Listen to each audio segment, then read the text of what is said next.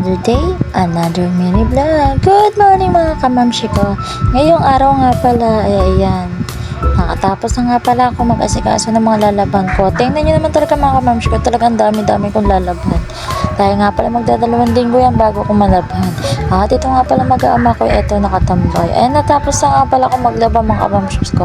Fast forward na ata yan. For the sampay na ang babae niya na naihipit na hangir ko na talaga. Pero kung i-video natin yung mga bawat oras sa dumaan ay talaga naman napakahirap mga mamshi ko. Napakadami na pagdadaanan. Pero kahit ganun mga mamshi ko, natapos ko rin naman. At ito nga pa ang time na to ay sinasabit ko na dito. At alam ko talaga sa time na to ay talaga namang hindi kakasya dito yung mga nilabhan ko. Ayun ka naman magdadalawang linggo bago ako nakapaglibang. Inantay ko talaga magkatubig. Kaya pala yung inaantay kong tubig sa kripo na papatak-patak ay wala na. Ayun pala ay naibalik na pala ang aming kontador. Ay naputulan nga pala kayong mga mamshi ko at halos 3 linggo din kami nagtitiis sa patak-patak lang. Nakikilaba lang ako doon sa kapatid ng aking asawa at etong time na ito nga pala ayan. Salamat na lang sa Diyos at may konting biyayang dumating. Ayun, at naipatakid na namin ang aming tubig. Ay sana naman po sa sunod ay hindi talaga kami maputulan. At talagang kamahirap talaga mga mamshi nang wala talagang tubig. Ayun nga, aasa ka lang, napupuya talaga ako mga mamshi ko sa pag-iipon ng tubig. Ayun nga namang 1 oras bago mapuno isang timba. Tapos pag nag-CR ang mga kasama ko din ay talaga naman ang isang CR na ubos ang 1 timba. Ay siya, wala nang gagamitin talaga mga mamshi ko yung kasunod ng CCR. Kaya talaga ako napapayak na lang talaga sa sitwasyon namin. Pero kahit gano'n na mga mamshi ko ang mga naranasan namin, ay sabayan pa talaga nito ay gasol. Ay talaga mang wala din kaming gasol ang time na yun. Nakaputulan na nga ng tubig, naubusan pa ng gasol. Ay dahil nga bayaran ng gasol ay wala pa pambayad, hindi kami kumuha. Halos ilang araw din kami, 1 linggo din yata mahigit kami o 2. Nagtisa na kami sa kahoy mga mamshi ko.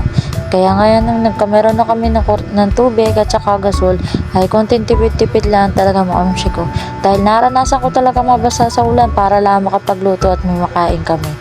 At yung problema pa natin ay talaga namang yung kikitain mo sa isang araw talaga ay kailangan mong bumili sa hapon ng bigas at wala kang isasaing. Talagang hirap talaga ng buhay ngayon. Gustuhin ko man magtrabaho mga mamshi ko ay hindi pa pwede dahil maliit pa si Bunso. Ayaw ko lang talaga na iwanan siya na maliit pa at ayaw ko din naman napapabayaan siya mga mamshi ko. Lalo na talaga sakit yung pambatang ito pag napapabayaan. Kaya thankful na lang ako at kasi nga ay malusog-lusog na siya ngayon. At naiiwas-iwasan na talaga siya magkalagnat. Ayaw na yan talagang ayaw mga mamshi ko. Dahil talaga ako napaka-nervyosong tao. Kahit ako may karanasan sa panganay ko, ay talagang hindi ko pa rin maiwasang matakot. Lalo na sa pangatlo kong anak na napabayaan ko at ako'y nag-abroad. Halos ilang taon ko din bago siya naasikaso. At itong malaki na siyang 3 taon na ko siya naasikaso.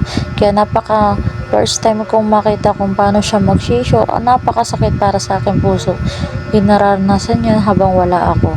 At yung time na ito mga mamshi ko ay makikita ko nagpalambing ng bunso ko. At yan ang mga palang bunso ko mga mamshi ko. Kumakain siya ng pansit, arting-arte pa. Napakanandi talaga naman kamay niya. Ayaw na yun talaga niya hawakan yung mga pansit mga mamshi ko. Napakapogi niyang batang iyan. Konti lang yung kinakain ko dyan mga mamshi ko. Hinayaan ko lang siya kung paano siya kukuha. Pero arte talaga. Hanggang dito na lang talaga mga mamshi ko. See you on my next vlog.